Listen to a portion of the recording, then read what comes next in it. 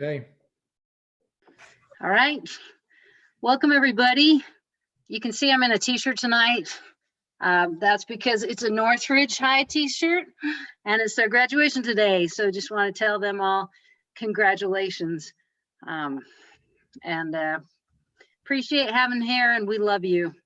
So tonight we have a city council meeting of May 26th. It is now 6 p.m. 6:02 p.m. and all council members are in attendance. So we will begin with a pledge of allegiance by Councilman Windsor and then a prayer by Councilman Halverson. Everybody please rise. Repeat after me. I pledge allegiance to the flag of the United States of America and to the republic for which it stands, one nation, under God, indivisible, with liberty and justice for all.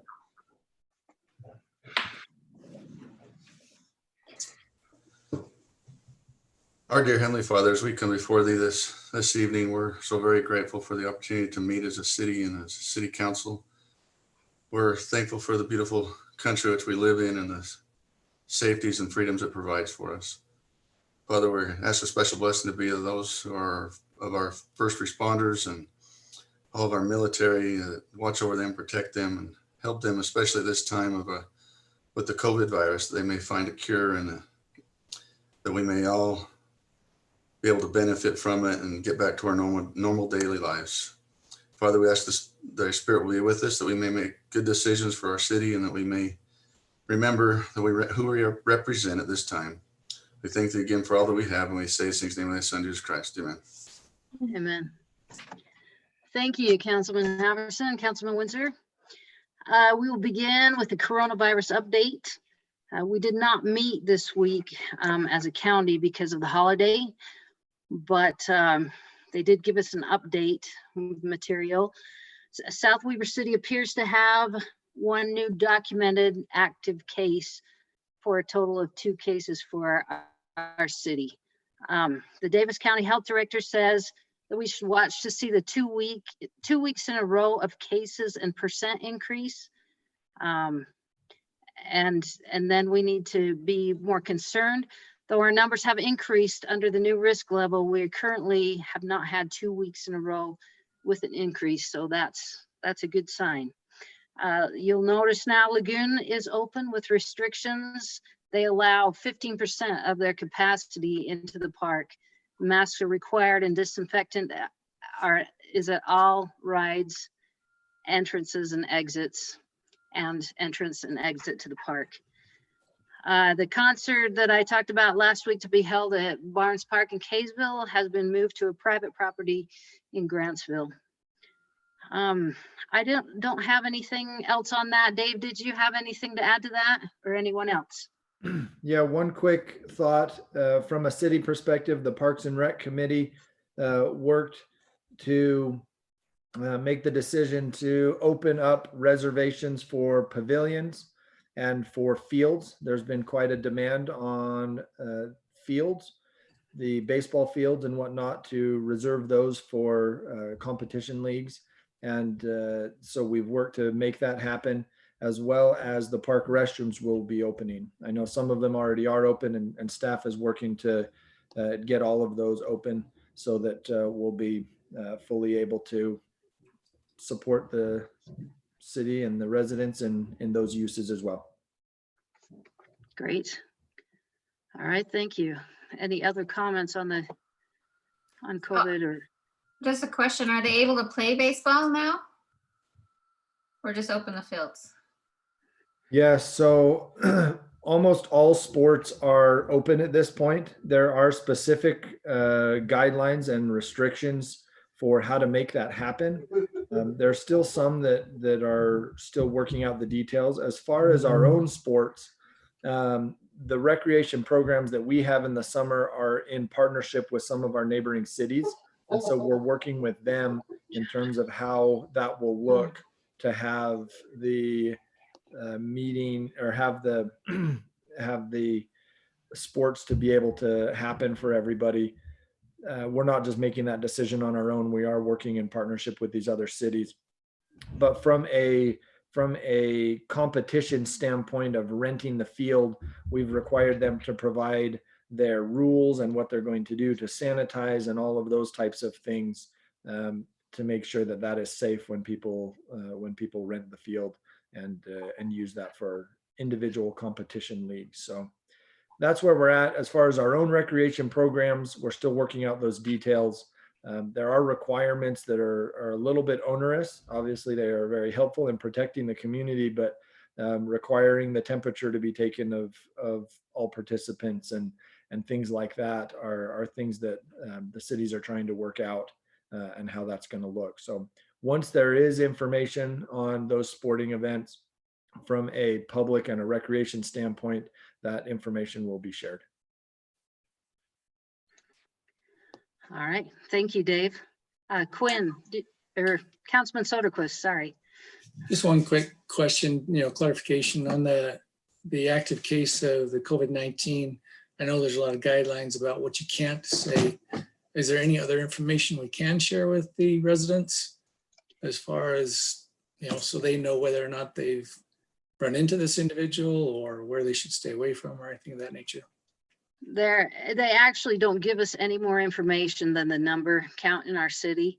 And we had to beg them to give us that. I guess the anonymity, they're trying to be very careful about that. And we have no other information than it's just someone that lives in South Weber. So. All right, thanks. Mm-hmm. All right. We will move on now to public comment. This is our first evening of live public comment by Zoom. You need to pre-register, and we have one person who pre-registered. You need to pre-register before 5 p.m. on the meeting date. And then, of course, you can always comment through email as well, as we have been doing in the past. So with that, Dave, could we? We do not have anybody in the waiting room for public comment. Okay. So our one individual looks like they have not jumped on the meeting. Okay, is that something that we will bring up if they do come on, or is that just? If they do, I'll let you know, and the council can consider opening up for public comment at that point if they would like. Okay. All right, thank you. We'll move on then to our action items. And first one is the approval of the consent agenda, which consists of the check register for April and the budget to actual for March. Are there comments or questions? Okay. Can we get just a summary of the changes from last week and any modifications, updates? Dave, do you have those? A summary of that? I know we have it all in our packet, but just a brief overview summary. Yeah, I think Mac is ready to do a quick summary. The only real change that you see, it's in the water department, a change in the amount of water sales. The error was corrected, and in that one line item, you will see the correct amount for the month, for the 2 month or year to date figures, excuse me. We all know how much that correction was. All right. Any other comments? Move to approve the consent agenda. Thank you, Councilman Windsor, and Councilman Halverson seconds it. Any further comment? And we'll have a roll call vote beginning with Councilman Windsor. Aye. Aye. Aye. Aye. Aye. And the motion carries. All right, item number 6 is resolution 2020-19, on-call property appraiser provider pool. South Weber City publicly solicited for proposals for on-call property appraisers.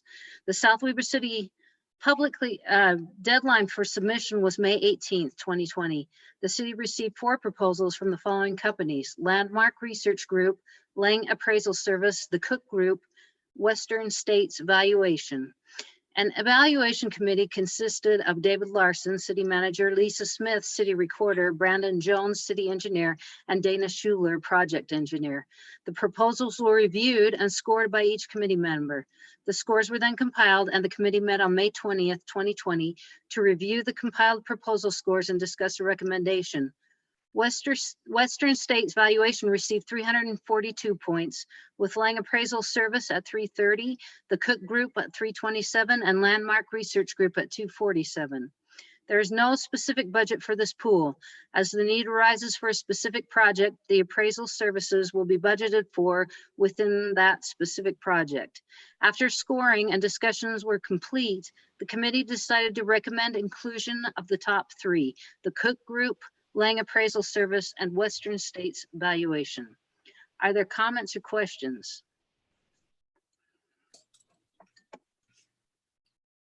Okay, hearing none. Oh, Councilman Soderquist. Just one general question on our pools. You know, we've down selected to a certain number for both of these. What is the criteria for adding a new one or removing somebody that from the list? Additions happen if somebody comes and requests to be added. We would request that they submit a full proposal according to what we requested in the initial proposal, and then they would be evaluated based on that criteria. However, we're not out soliciting for people to enter the provider pool at this point.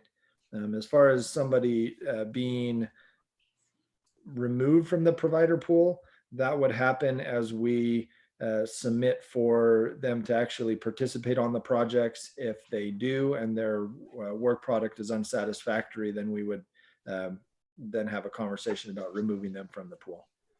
And in each case, it would come before this body for a finalized, we're removing this person or group, or we're adding somebody, or would that take place at staff level?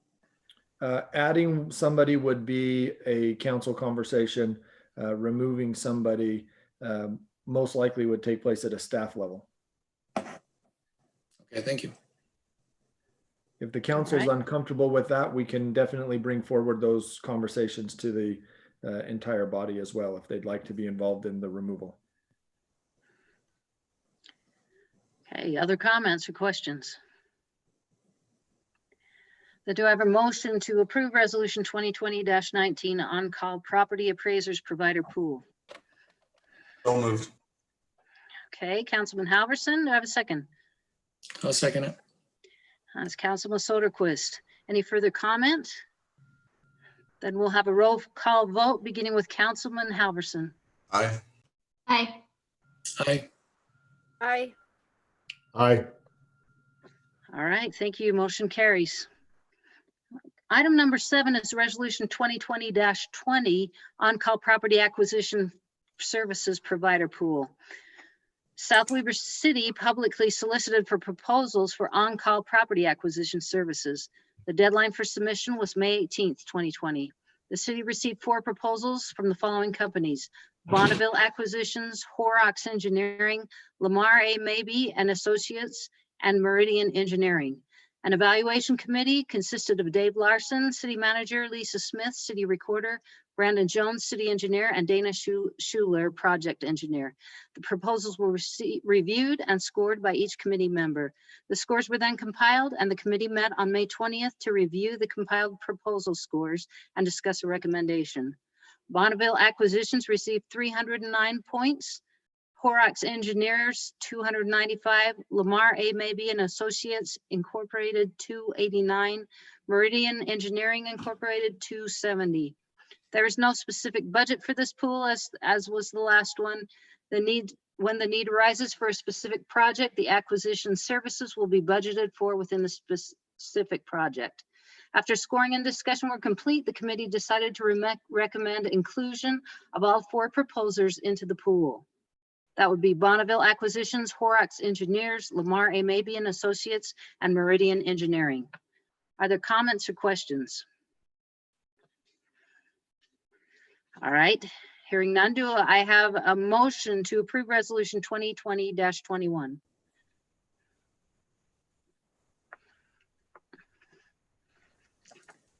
So moved. Okay, thank you, Councilman Soderquist. Do I have a second? I'll second. Okay, Councilwoman Alberts. Are there any further comments? Then we'll have a roll call vote, beginning with Councilman Windsor. Aye. Aye. Aye. Aye. Aye. And the motion carries. Thank you. All right, item number 8 is resolution 2020-21, award 2020 Canyon Meadows Wetlands Restoration Project. On May 19th, 2020 at 3 p.m., bids were opened for the 2020 Canyon Meadows Wetlands Restoration Project. 6 bids were received. The results of the bidding are shown on the enclosed bid tabulation in your packet. Staff has checked the bids and found a few minor errors. However, these errors did not change the ranking of the bids. The project entails removing fill material from what the U.S. Army Corps of Engineers has determined to be wetlands around the outer edges of the park. The project will also prepare the native soil and plant a wetland seed mixture. Temporary fencing will be used to help protect the restoration area until plant growth is established. Staff has reviewed all bids and recommends that the council award the project to Allied Underground Technology with their bid of $55,924.60. This recommendation is based upon contractors' experience in doing similar work and their good references. Are there comments or questions on this? Councilwoman Alberts. And then, Blair. You're good. then Blair. I was just wondering, was our original budget 45,000 or 50,000? 75, I believe. Oh, 75. 75. Oh, so we came under. Fantastic. Did. Okay, that's all. Okay, let's go Councilman Halverson and then Councilman Windsor. And maybe this is more of a general for the public question so that they can, the number one question since I was on Parks and Rec and just as a city council member that we've been asked about this is why is the city paying for this? And I think it'd just be good. I mean, I understand the answer. It's hard to go after, but is Brandon or Dave just want to take that so the public understands why we're doing that? Does my question make sense? So why are we not going after the developer to do so? Yeah, I'll take a stab at that. And if Brandon has any additional comments, then feel free, Brandon. I think the long and short of it is it's city property and it's our responsibility to take care of it. Other parties have been involved. The history of who filled in and when is very convoluted and it's very difficult to trace and to track down. We have had conversations as much as we can to companies and individuals who we feel have been involved. And we're trying to limit the city's exposure on this as much as possible. But ultimately, it being city property, it's city's responsibility to take care of it. And I know as we discussed several times that it was very hard to determine between it's been multiple developers and it's hard to go after and find out who's really responsible and who gave permission. And so that's been a hard thing to determine. Yeah. And in some cases, sorry, I didn't mean to cut you off. Sorry, I just wanted the public to hear that so that they could understand why we're making this decision. Yeah, in some cases, permission wasn't necessarily given. And so tracking that down is nigh unto impossible. But yes, thank you. Thank you.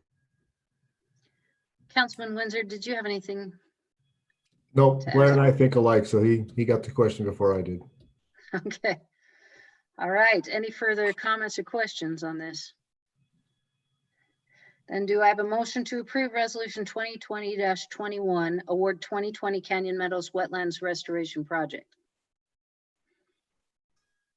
Mayor, I'll make a motion. We approve resolution 2020-21, award 2020 Canyon Meadows Wetlands Restoration Project to Allied Underground Technology. Thank you, Councilwoman Petty. Do I have a second? Seconded. That's Councilman Halverson. Any further comment? We'll have a roll call vote beginning with Councilman Halverson. Aye. Aye. Aye. Aye. Aye. And the motion carries. Thank you. Item Mayor? number 9. Yes. Yes, Um, Dave. For information purposes, we will meet with the contractor as soon as possible to get them started. The way that our restoration plan is written, we target the first part of July as having this work done. So the hope is to have this done in the next 5 weeks. You anticipate it will only take 5 weeks. Well, the process will be that they remove the fill and then reseed. There will be fencing that is put up that the public will see we've already got fencing that outlines where the wetlands are, but there will actually be fencing there to help keep people out of the area while it's being restored. Semi-permanent type fencing will be up. And so the process is very quick at this point as far as removing fill and being able to reseed. And from there, the length of time is making sure that it takes and that it restores completely to wetlands for a period of 2 years. Okay. Thank you, Dave. All right. Item number 9 is resolution 2020-22. Extend audit contract with Keddington and Christensen CPAs. In 2016, the city went out to bid for new auditors. The city council chose Keddington and Christensen CPAs to be the city's auditors for 2016 through 2019. Staff feels that they've done a fine job as our auditors. Keddington and Christensen specialize in governmental auditing and have experience throughout the state, both as auditors and as finance directors. This experience has been a valuable asset to the city. Each year, the city is required to have the city's financial statements audited by an independent firm, which is chosen and hired by the city council. These auditors work with the city staff, but report directly to the city council. Our current auditors have agreed to a 1-year extension of the current contract at the same price, $10,000. After the 2020 audit, the Finance Committee will make a recommendation to the City Council on a new audit contract for 2021 through 25. Are there comments or questions? I just had a quick question. How come we're choosing to, out of curiosity, how come we're choosing to renew it for 1 year and then go into another recommendation of a 3 to 5 term versus just going into a 3 to 5 year term now? Most contracts are generally 5 years. We anticipate that if we go out and have it rebid by our current auditors, or we were to go out to bid and analyze for new auditors, that the price would go up. And so they were agreed. Once I asked them about that, they agreed to extend it because they were under the impression that it was a standard 5-year contract to begin with. And so they agreed to hold the price the same, which is, I believe, a good deal to us, because I'm not sure that it would, I really believe there's a chance more chance it'll go up than go down if you select new auditors. And we'll go out, we'll get a new quote from our existing auditors. The Finance Committee will review that new bid for a new 5-year contract and then decide whether that's acceptable and we want to retain them for an additional 5 years, or if we want to go out and rebid the whole thing and start over with new auditors. In the documentation, I gave you some of my feelings and some of the things that are out there as to whether or not you really gain anything by changing auditors every 3 to 5 years. I know our previous auditors were here for quite a while. We changed at that point because we were unhappy with the auditors.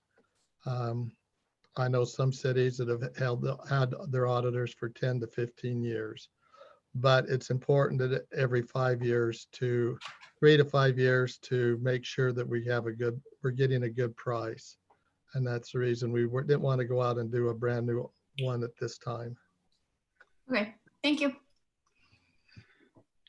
Hey, any other questions? All right, hearing none, do I have a motion to approve resolution 2020-22? I'll make the motion to approve resolution 2020-22, extend the audit contract with Keddington and Christensen CPAs. Thank you. Do I have a second? Second. Councilman Windsor, thank you. Any further comment? Okay, we'll have a roll call vote, beginning with Councilman Halverson. Aye. Aye. Aye. Aye. All right, motion carries. And we will move to reports. New business. Is there anyone that has any new business to report? Councilwoman Alberts. I was just wondering if we could maybe look at some of the comments that we had come in. I'm not sure if this is the right time to do it, or is that okay? I think that's okay. Just state them specifically, so. Okay, so we got one about the dirt that's being put on that lot east of Maverick.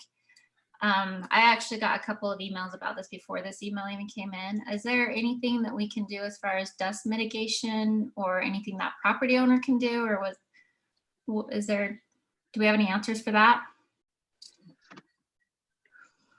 The short answer is that as a city, we're definitely aware of the situation, and we have concerns, just like everybody else does, about the amount of dust that may or may not be coming from that.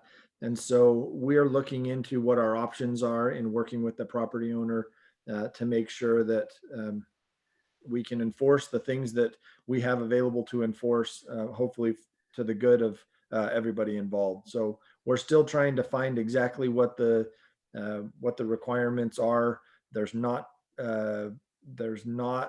requirements for a permit in this specific situation to just bring the dirt, but there are situations we're definitely concerned about having the dirt there. And so we want to, we're still trying to find out on a staff level what our options are. We have been in contact with the property owner, and we are going to work with them to make sure that this is mitigated as much as we can.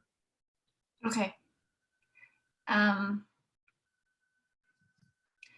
The other one was about so we have park bathrooms are being opened. Is that happening this week? Did you say? Yes. Okay. Some of them are already open. Oh, okay. And then this is a question I've gotten a couple of times is going back to City Hall. Can we address that question as well? Going back to City Hall, meaning the council back at City Hall, or opening the doors for public to come during the general office hours? What's the specific question? Yeah, so the actual comment is I feel we're ready to move into the city office building. While we are in yellow, we are allowed to meet in groups of 50, and I feel like we can hold meetings with groups of that size normally. I've gotten that question a few times of people wanting to come back to City Hall to watch our meetings. So I was just wondering what the answer on that would be. We're not so much limited by the group size as we are by the 6-foot social distancing requirement. We have laid out the city council chambers based on the 6-foot social distancing requirement, and we can only get about 10 to 15 members of the public in the building.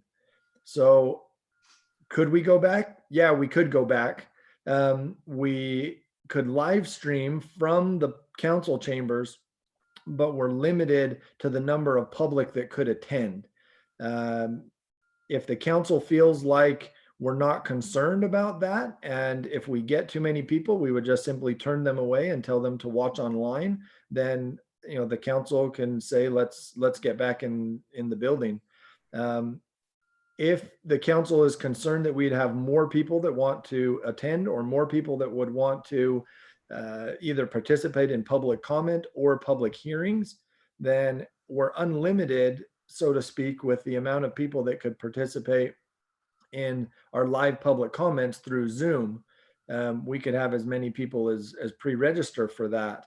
The logistics are much more difficult in the council chambers when it comes to facilitating public comment if we have more than that number of people that are there. So yes, we've had fewer than 50 people in the meetings, but we've had a lot more than 10 members of the public or even 15 members of the public even if we tried to use overflow space into the conference room or other areas of the building, we're just very limited that way. So then the question is, well, what if we looked at a different venue? Then our live streaming becomes a problem through the audio limitations of other locations. So it's kind of a double-edged sword there. Yes, we can be in the room, but we're limited more based on the 6-foot social distancing requirement than we are other things. So if the council says, let's get in the same room anyway, and we'll figure out how to limit the number of people there, and are okay with turning people away and or encouraging people to watch online.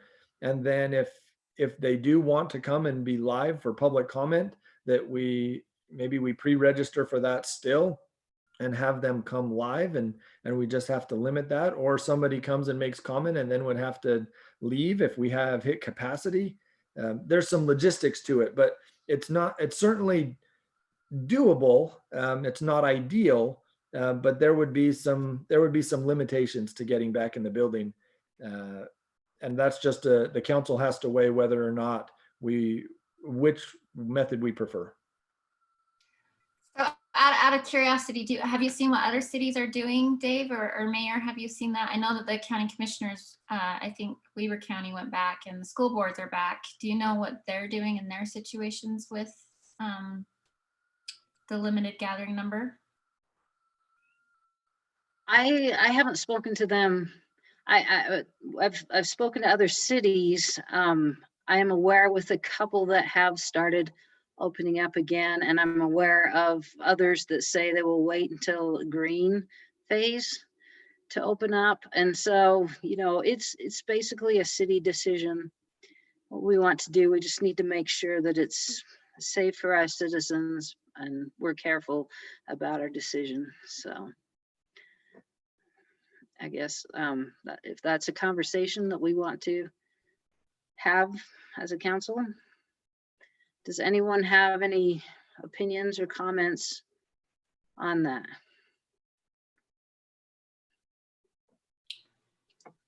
I can understand wanting to get back to normal. I mean, we all want to do that, and it would be nice to have things the way they were. I'm not sure that reason trumps the reason of just being careful with social distancing and working back into things slowly when we can have participation this way as well as in the chambers. I guess that's my only question. I don't see it as right now in this situation we're in an improvement or a benefit, more of a benefit to the community than doing it online, especially now that we're able to have live public comment. But that's just my opinion, and I'm welcome to, I'd love to hear from the rest of the council. Are we getting closer to live streaming? As far as the audio within the council chambers, we have a workaround right now. We could do it the next meeting. The audio system would function. It's not the end solution. We haven't had all of the quotes come back. Maybe Max got an update on that more than I do, but they were supposed to have it to us by the end of last week, and we didn't get it yet on the last company that was going to quote for us. We have one quote that's really low, one quote that's quite a bit higher than that, and we were looking to this third quote to help us understand which one was out of line, if that makes sense. And we do have the ability right now through kind of a makeshift system to have the audio work for us. But it's not the final solution. I talked to the third person company to get a quote. They promised they'd have it to me tomorrow. But all the quotes said once we get the quote and make a decision, it will probably be 4 weeks before all the installation and everything is done and they're up and running. That's fine. I'd rather do it right. And Mayor, you said you want to know our opinion. I'm a little more on the lines of doing this in steps and not all at once. I'd rather, I mean, if we feel like we need to meet back in chambers with the public still scheduling to either come in person one at a time and speak, or doing it, via internet or something. But I'd rather see us do it in stages versus just open it back up and start having public meetings. I like how Blair emphasized that in stages. I want to get back into the council chambers. I don't like the idea of half the council sitting down low and half sitting up on the stage. So there's no reason why you can't get partitions or plexiglass and put it between us. All 6 of us can sit up on the council. And then the public can continue to do what Blair said. Either bring them in one at a time or no more than the 10 or 15 that Dave said, or we just continue to live stream it and have them phone it in or Zoom in and talk to us until we get it to a more comfortable level. But we need to get together as a council and be as a group. Okay, thank you. I would just add the comments that I'm getting is that the public misses being able to speak with their council in a setting where everybody can hear their things and they can be responded to. And they would very much like to be able to talk to us personally again, face to face, and make eye contact with us. So now I know that means not everybody in the city may feel the same way. I think that this is one of those instances where if you don't feel comfortable coming, don't go. But for those who do, we give them that ability. But I think that would be good to put it in small phases, small steps, as opening up little by little, possibly. But that's just my 2 cents. Thank you. Any other agree with comments? Yeah, I just agree with the step approach as well. If we can do it right so that there's not technology issues with sound as well as the distancing, let's do it as quickly as we can in the right way. All right. I agree, getting back there as quick as we can and doing it appropriately. I like Wayne's idea. Well, I actually hate Wayne's idea of putting partitions up, but I like it better than having us on 2 separate rows. So if I had to choose, I'd go with Wayne every time. So let's get us back in council chambers.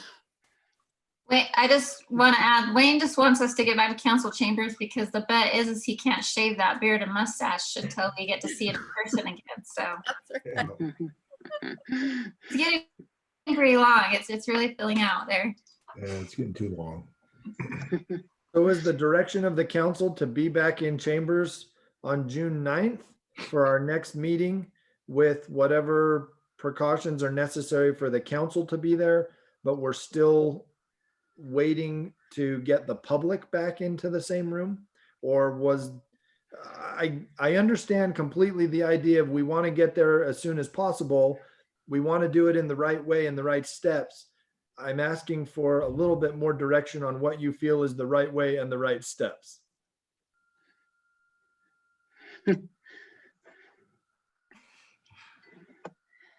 I think the mayor can make that call, Joe. How about you? Well, I think we gave you our opinions, and I really do. I think it's as long as, Dave, as you can feel like we don't want to rush it. I mean, if we want it done right too. I don't think it needs to be, I mean, we all miss that part of it, but we don't need to do it improperly either. So, and again, I put my trust in whatever, if Joe and you decide that it's safe for us and the way you've had it set up, then we do it. I think the question, I guess, is our first step to wait until we have the proper audio so that people can hear. And then our next step would be to, when that is ready, to meet in the chambers as a council and then move forward from there. Or do we move to the chambers as a council in a couple of weeks and go from there? I personally feel, being one of those that was at town hall, that the audio is doable. We just need to make sure that we're speaking into our mic, which we were already getting a lot of that feedback before we even had a lead counsel. Please speak into your mic. Please speak into your mic. So even for, the citizen that was in the back filming that, people were chiming in when they couldn't hear very well. So I think that it's doable to work with it as long as we're just mindful as council members and staff to speak into that mic. You don't have to get terribly close to it, but you do have to make a conscious effort to be near it. Minus the public comment, the podium mic. That was the one that was definitely been quiet, but it's been quiet before we had a lead too, so. Yeah, I don't think the audio necessarily is the hindrance here. To me, it's more the idea of the gathering and the social distancing. Do we have a demand for more than 15 members of the public to be in the room at the same time? If we do, then we probably need to think about ways to have participation that allows more than 15. If we think that that's not an issue, then we probably can all get in the same room together.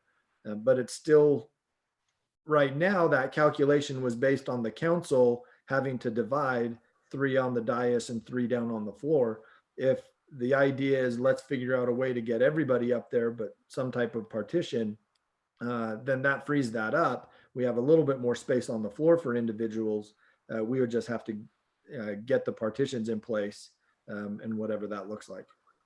So to me, it's more of the distance and the number of public is driving the decision rather than the audio. I think that if we needed to do a meeting in there, tomorrow to live stream, we could do a workaround to make the audio work. And we could still work on the audio until it is better and better and it's more in an ideal situation. But it doesn't have to stop us at this point. I think the other things are the limiting factors. What if we plan to have the council there on is it the 9th, our next meeting? June 9th? And I don't know, maybe you could look at partitions of some sort. Otherwise, we probably would have to be split up. But Angie really doesn't want that, so. And I don't either. I don't like it either. So if we can figure out a way to partition, that would be great. Maybe we start there, see if the audio works well, and go to that point to make the decision for our next meeting. I wonder if we could have people pre-register like they're doing now once we get back in the chambers, so that we know we're not going to be turning people away or something. At least start that way. And maybe that's an idea. I don't know. June 9th is your public hearing on the budget. Oh, it's public hearing. That's right. We do have public hearing on June 9th. We have that one, and we have a public hearing for any budget amendments for this fiscal year. So there are public hearings, which again, to me, the question is the demand, the level of demand for participation. Are we going to have more than 15 people want to participate in public comment and public hearings? If we do, then we're going to have to figure out a way to make that happen. If we don't, then we could all be in the same room, because the live streaming of the council all in the same room can happen as long as people speak in their mic. To me, again, the question is, how many people do we anticipate coming to these public hearings and speaking? If it's less than 15, then we're probably good. Couldn't we do just something as simple as a Google Doc with 15 spaces available, and whoever takes the first 15 can come? And if the 15 are filled, then plan to attend listening online and submit your comments either virtually or through email. There's not necessarily anything wrong with that in my mind. I think council meetings have always been open to whoever wanted to attend. We're obviously limited in space, even when everybody can get together, side by side, that there's a certain capacity to that room, and we've hit that before. So the idea of a limitation has always been there. it's just been hit so infrequently, then it hasn't been an issue. The question, will it still be like that? I think if we encourage people to watch online, that's the preferred method of participation in the meeting, that if you're not planning on speaking, or you don't have a specific public comment or public hearing comment that you planned and prepared, then we encourage you and we ask you to watch online, and then have a pre-registration for those that do plan on speaking. It does take away the spontaneity. I know sometimes an individual listens to another member of the public's comment or statements from the council, and then sparks the idea and wants to stand up. It does limit that, but it would be more of a step toward normalcy than what we're doing now. I do feel that it's doable. I do think it would probably be easier if we know that we have a high demand of individuals to simply plan on Zoom public comment rather than public comment in the meeting and attendance in the meeting. But it doesn't feel that far away, but it also has some logistical challenges. And I think that's why it feels maybe farther away than we'd want it to. Well, my recommendation would be that we would get together as a council. Since we don't know the numbers, and I know we have a couple of things on our agenda that people will probably want to comment on. I think it might be good to have the comment online, live stream the comment. That way we're all watching it, but not in the same room. And then we're not turning anyone away, but we are taking steps toward getting back to normal. Are there comments on that? Can we do that, Dave? Can we do the stream the public comments like we're doing now, but us being in the chambers? I don't know what you did for your practice run through, so that's why I'm asking the question. In the practice run through, we simply had one camera that was tuned onto the dais that would, and we arranged it so everybody could be seen in the same camera shot. We did not have a situation where people were chiming in. The only problem with that I see is the microphone set up from the computer that is running the Zoom camera, and that is the audio for the council. You won't have an individual computer there where you would be able to hear what somebody else on the Zoom meeting is saying. The people on the Zoom meeting will be able to hear the council because you're using the microphones in the room. But if they jumped on and made a comment, there's not necessarily a speaker system that you would have to hear them. That would be something we'd have to figure out, to maybe plug in a speaker or something from the computer into the Zoom or into the room, so that you as the council could hear. That's something we'd have to probably test a little bit to see if there's feedback between the two sound systems or things like that. It possibly could be a speaker just put by Wayne's mic, because that's the computer that it is, right? Right next to you, Wayne. No, it's actually going to be one in the back of the room next to the camera. Oh, then that's different. Yeah, it'll be a laptop. Put it next to Wayne anyway. We can look at what you could do. My feeling is right now you'd have the council on one Zoom session. You'd have the person on a second Zoom session. And then you'd have to have a third Zoom session that was being broadcast to the screen in the projector, so that you could hear that so that you could hear their comments. And then switching mics on and off all during that, so that you don't get feedback. You also will have a delay, but you have to remember there is a delay. So between things, because you'll be seeing them, but that'll be a delay coming in, and we'll just have to play around with it and see what we can do. Yeah, I'm not sure if there's any way to have people watching the live stream and then decide in the moment that they would like to comment. We would have to get the Zoom meeting details out prior to the meeting to make that happen so that it's in an organized way and that we're not just publishing the Zoom details to everybody.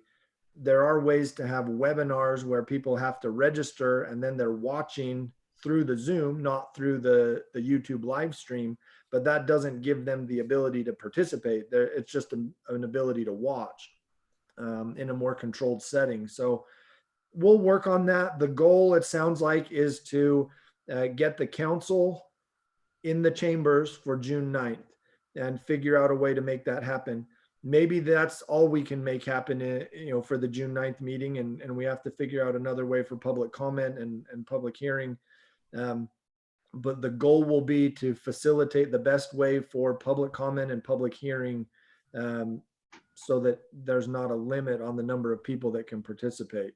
So we'll try to figure that one out and make sure that the plans are properly noticed for everybody prior to the meeting.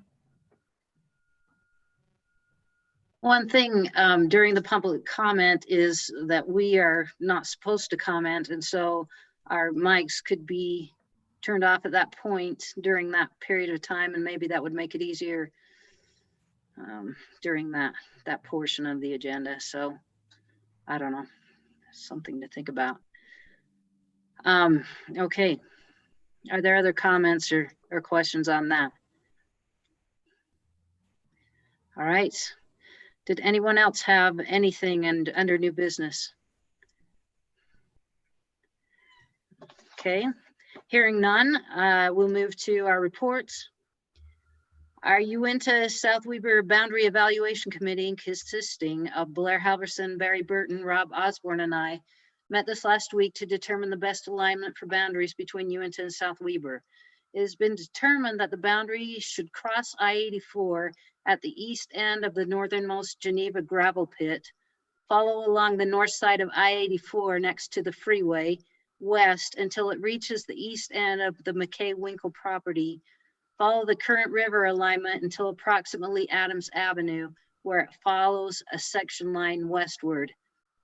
That's too much information without a map to show you, but this is just preliminary. This alignment will be drawn up by Barry Burton in conjunction with the surveyors of Davis and Weber counties, and then it'll be brought to both city councils for evaluation and eventual approval.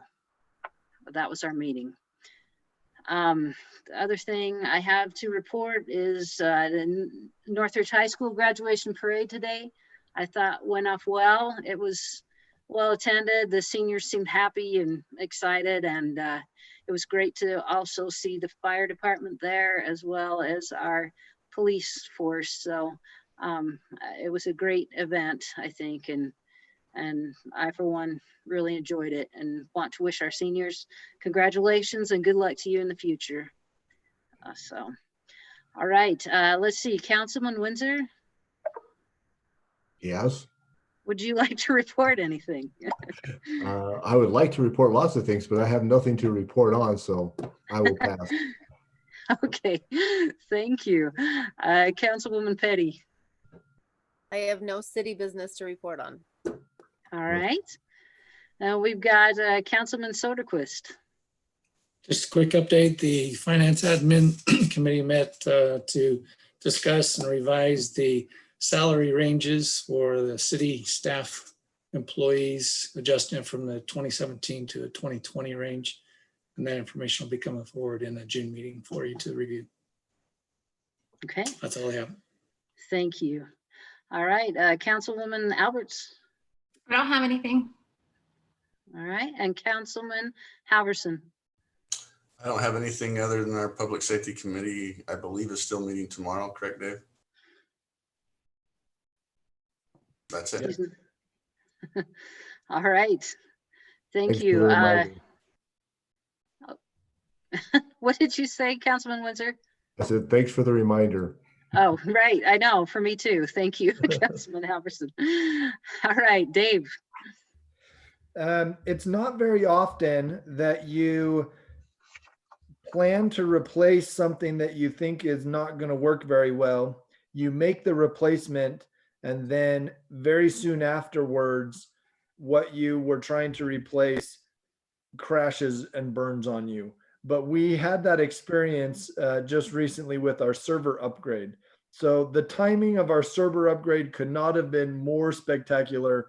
We made the upgrade, everything was transferred, and then literally within days, the old one crashed. So kudos to the council for that timing. Kudos to Mark for putting that together and making that happen. That timing was pretty amazing. But everything was good. We were able to keep working without trouble because we had upgraded the server and moved away from the old one prior to the crash. The other thing that I know the council is aware of this, but wanted to update the public, and that is the plan for the second round of public review and comment for the general plan draft. There's been some dialogue a little bit back and forth between the Planning Commission and the City Council in regards to whether or not the Planning Commission will take on the general plan, make their recommendation, and then there will be the second round of public comment. Or if we do the second round of public comment now, based on what we have currently, and then hand it over to the Planning Commission, and they will use that to inform their decisions and their recommendation. Ultimately, we are going to proceed with the public comment here in June. And once we receive the public comment, that will be handed over. All the comments and feedback will be handed over to the Planning Commission, who will fulfill their role in going through that and making a recommendation ultimately to the City Council on what they feel the general plan should look like. And at that point, the City Council will be able to take official action, whether to accept and approve that or to amend it or reject that recommendation. So with that being said, June 15th to June 30th is the scheduled date for the public review period of the general plan. We are planning to hold an open house at the FAC on, what is that, June 24th and June 25th. We're still working on the final details of how that will need to roll out so that we can maintain social distance and do that in a safe way. Obviously, we want to hear from everybody. We want to make sure that the general plan is appropriate. But above and beyond that, we want to make sure that everybody's safe. So we're going to really work through those details and do all we can to make sure that people feel comfortable and feel safe and have the opportunity to come and attend those open houses. So those details are being worked out, but the dates have been solidified that the second half of June, we will have the second round of public comment and then hand all that information over to the Planning Commission, and they will take it from there until they have their official recommendation. Okay, thank you, Dave. Mark, did you have anything? Nothing tonight. Okay, Lisa, I don't have anything to report. Michelle? I don't have anything either. All right, then I will entertain a motion to adjourn. Mayor, I to make a adjourn. motion, we adjourn. I think Angie won that one. Wayne, are you second? Sure. I'll second. All right, all in favor, say aye. Aye. Hey. Any opposed? All right, meeting is adjourned. We'll see you all in 2 weeks. Bye.